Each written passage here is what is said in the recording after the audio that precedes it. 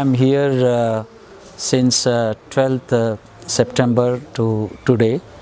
I interacted with the policymakers at Kathmandu and visited Janakpuri Asman Nepal NGO project area. I also interacted with newly elected mayors, Palika mayors and ward members, young people, youth, and Asman Nepal field staff, community, parents. It was very energetic visit. And from India, I am coming from India, I saw the lot of similarities on education side. We can work together on this idea of elimination of child labor and all children in school and the retention and quality education. I found one important thing I would like to mention here. There is a lot of demand for education from the poorest of the poor. This needs to be recognized by the policy makers, national government, state government and federal and local government. Normally people see it as poverty is the reason people are not interested on education, but it's not true. There is a urging demand for education from the Dalit communities, from the parents, from the communities. They want to be educated at whatever cost it is, but government has to recognize this. That is the one first important point I saw in the communities. Even though they are hungry, even though they are working hard, unorganized laborers, but their children need to be in schools, and the policies of the national government and the local governments, I saw it as working towards that direction, but it needs a lot of speedy policies and schools in place, access in place, and free education should be imparted to these communities. Actually, when we began our work, there was very less discussion on children. There are a lot of NGOs working on other issues. So we thought to working with children will be sustain the entire process of dignity of life. So we began our work with bonded labor children. There the Dalit children were bonded. We started our work there. Then suddenly we found other children also not going to school. Majority of them were out of school when we began our work. Then we defined a unique definition saying that every child out of school is a child laborer. That is a radical definition we gave, and we went village to village, house to house. I saw same similarities in Nepal communities and Indian communities. We started in South India, in elsewhere Andhra Pradesh, now it is Telangana. But we worked with young people, youth. Youth were attracted to this program, and they they were convinced, saying that every child should be in school. That is the strength for us to work in these areas. And with the definition of every child out of school is a child laborer. I think, see, education is a public good, and all capitalist countries are owned by giving free education to their children through public education. That is the fact. But Indian context and Nepali context, we in our constitution, we have envisaged that every child needs a free and compulsory education. In the meantime, that means they need to invest. Governments need to invest in the government schools to cater education to all children, quality education. Normally, this is the argument where coming up because the governments are not seeing it as a priority and leaving to the private. Leaving to private is a very not a good sign because the differentiations in the society, the gaps in the society, the rich and poor in the society will widen through these multiple schools, multiple private schools. So the rich and poor should go to same school. A common school mechanism should be there, like in United States, like in Europe. there the neighborhood, all children, collector's son, administrative son, secretary's son, and his driver's son, they will go to, or their daughter, go to the same school. So what I am trying to say is governments to take that responsibility to have a social justice in the community. So social justice comes through only through equal education, equal opportunities. If we introduce private with a notion that equality and everything, the poorest of the poor will be excluded.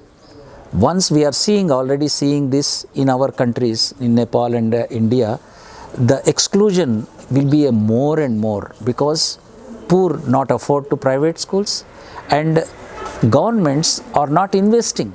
Governments are not investing and leaving to these communities to private. That means whoever rich, whoever affordable, they go to private schools. So that is where it is very important in our context, in our societies. Already we are fragmented from caste wise, class wise. So schools only institutions which inclusive nature. So if every child goes to schools, if government invests in those schools in a high level, very high investments, we need 6% GDP from the governments and 20% national budgets. I saw that Nepal has 11% budgets spending. We need more and more budgets. I also see that in both the countries' context, families are spending, even though they are sending their children to government schools, the out-of-pocket expenses on children are very high. The poorest of the poor. Yesterday I met in Ward 2 of Ganesh Man Charnath. That Palika, I met women, and they are working hard as a laborers, and they are sending their children to school. Even they are sending their children to community school, but they are spending a lot of money on their on children, on education, notebooks, some transport, lot of things they are spending. So I think somewhere governments should be a free education. Private player, definitely they have a role. Maybe they can train teachers, they can build buildings, government buildings, they can pitch in.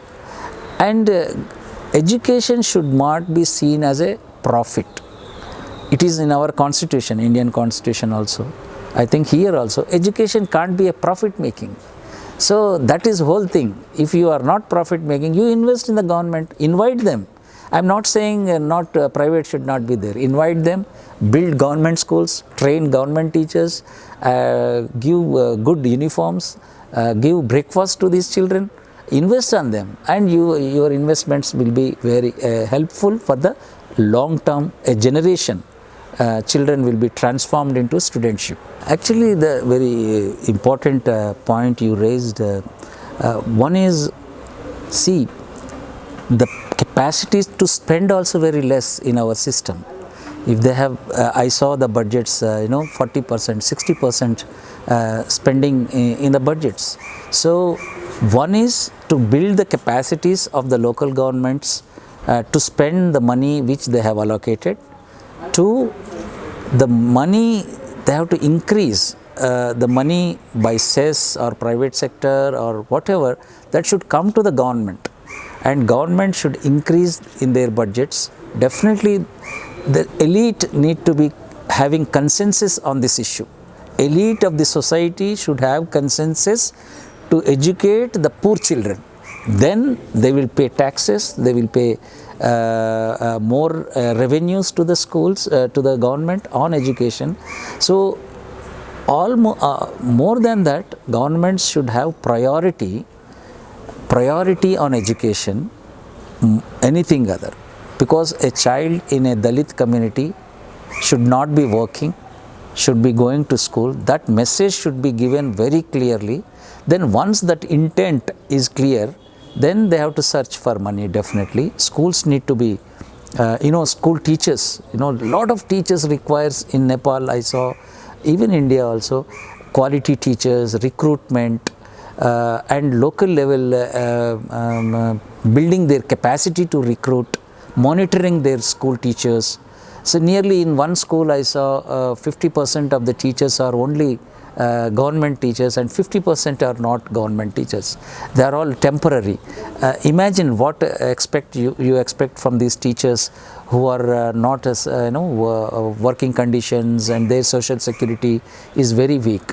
So hence what I am trying to say is, quality teacher, recruit quality teachers is one mantra, and invest on schools. Investment on education is not expenditure. That is one important thing. It's not expenditure, you are investing in the future. Generally governments and elite thinks this is an expenditure. It's not expenditure, it's an investment. I like the media here, and on education you have a separate wing and you are working hard. Actually I am taking back that new innovation, Nepal innovation on media. That is one. Second thing is, children are missing out from schools. Track every child as a national level, as a Palika level, as ward level. Tracking every child is required because some children are missing out from schools.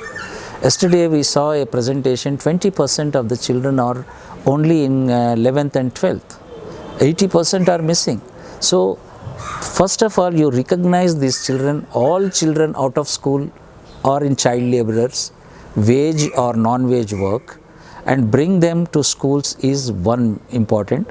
Second thing is investment to the Palikas. Now you have a local government, decentralized. That's a very good thing I feel. To decentralize model is good, but it's not enough that not sending money, and it's not enough that capacitating those they need experts. One Palika chairman asked me, can we have an expert to help us? So that's where national government should think, put experts at the Palika level, education experts, planning experts, managing experts, maybe not full time, but they need planning process. Finally, money. They have to invest money without any, that is non-negotiable. Investing money is non-negotiable. It's not that, it's not a bargaining thing. You are investing in a child means it's not a bargaining thing. Then we will have happy Nepal, wealthy Nepal.